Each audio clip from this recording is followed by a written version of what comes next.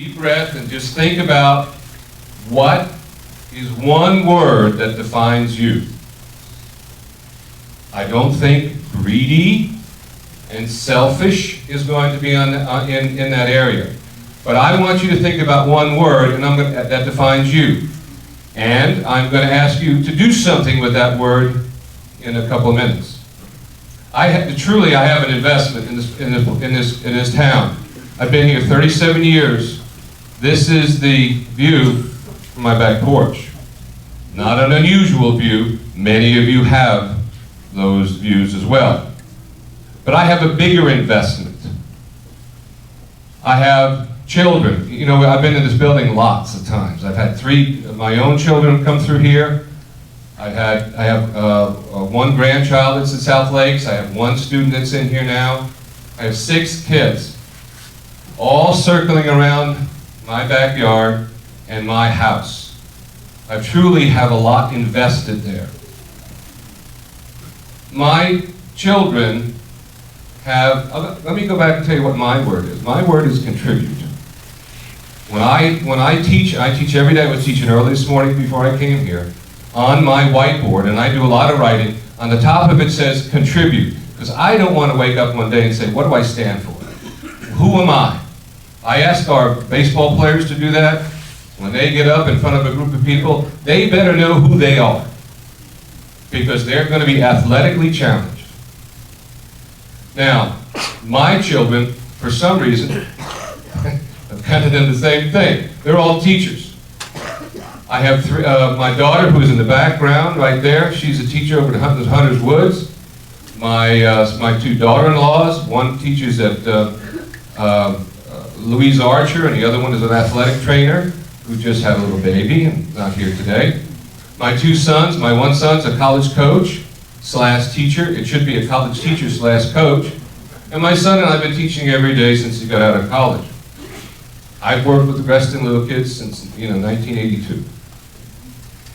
So contribute means a lot to our family. We have a lot invested in this family, in this. We also have it, in my way of thinking, I had an obligation, or as I tell the athletes, we use the word responsibility. Now responsibility, that's made up of 2 words. What are they? Right, now let's turn those words around. It's my personal ability to respond. And I tell them to them, your ability to respond gets you more responsibility at home. If you can't take out the garbage, you're not going to get a sleepover because you have failed in your ability to respond to the task. Right? They get it. And I'm not saying they're going to do anything about it, but they get it. But I don't give up. The name of my boat is persistence. And if anything I am, it is persistence. Now, persistent. If you look at what we've tried to do, I take pride. We're on the first house in the first fairway. That's why we get so many balls. You got to watch golfers on the first, if they're going to hit it a mile, and they know it bounces on my house. No offense. No offense. Anyway, we have an obligation, I think, living on the golf course to make it a nice amenity. So we put a lot of money into decorating the area around our house, because that's our obligation. That's what we contribute to the golf course. Why do people live in Reston? Somebody. Why do people live in Reston? Wait, go ahead. Open space. What's another one? You're near almost everything. Right. It's convenient. There are a lot of reasons we chose. We just didn't bump here. We didn't just land here. We chose to live here for very specific reasons. Why? Does it cost more to live in Reston? Why? Because we put a lot of effort back into the community. You got people like the 2 Rays there, but Ray Knieven, working his butt off, keeping things right for us. That pays us back. The value of my home we talked about real value. When you go to that board, you can talk about anything you want, but make sure that some of you talk about, if this goes through, I'm going to lose a lot of money. How much money would that be? 10%? Is it okay to say 10%, right? Yeah, definitely. 20%? Maybe? I live in, right on the course. 30%? I don't know. But let's pick a number in the middle. Let's just take 20%. For me, that's $100,000.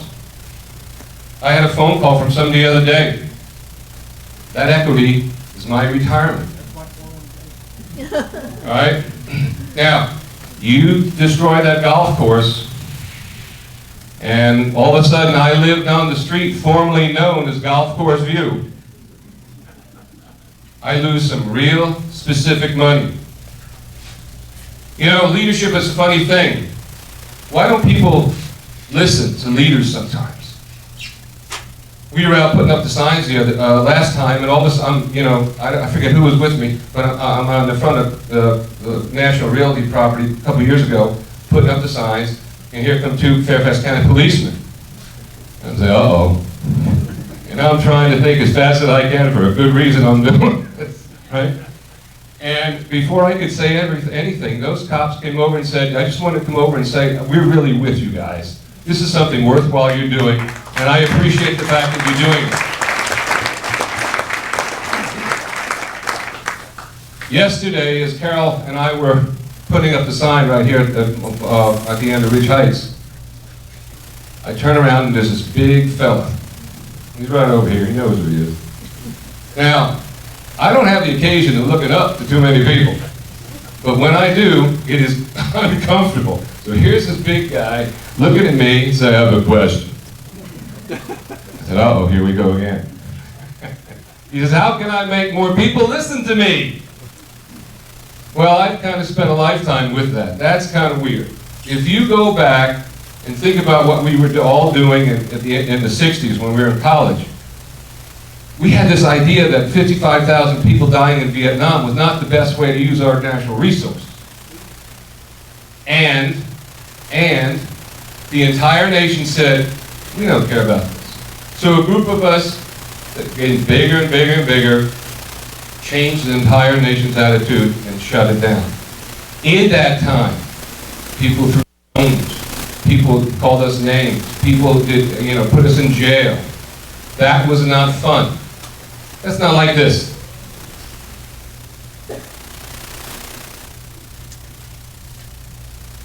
The idea, I teach a leadership class, and the idea about leadership is you have to have a vision first, and then you have to communicate that vision to other people, and then when those people take action on your vision, you know, you become what is known as a leader.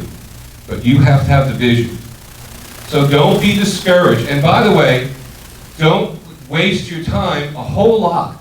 Because if you are a homeowner anywhere in Reston, and there are a lot of them that are going to be talking to you about this, if they don't sense the gravity of this situation now, they've misread the entire situation.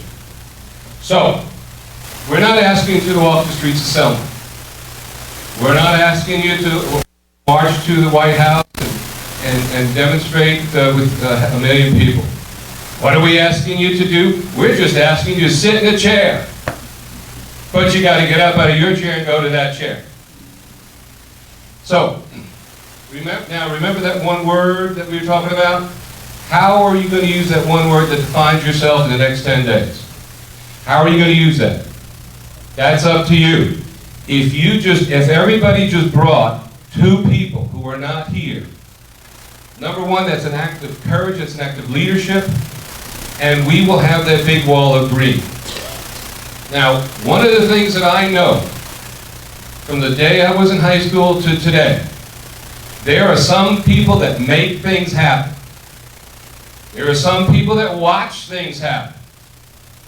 And then there are, of course, those people that wonder what in the hell just happened.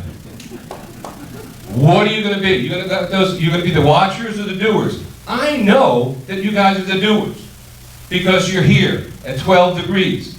So I don't want to send you back out in that cold weather. So I want you to stand up with me.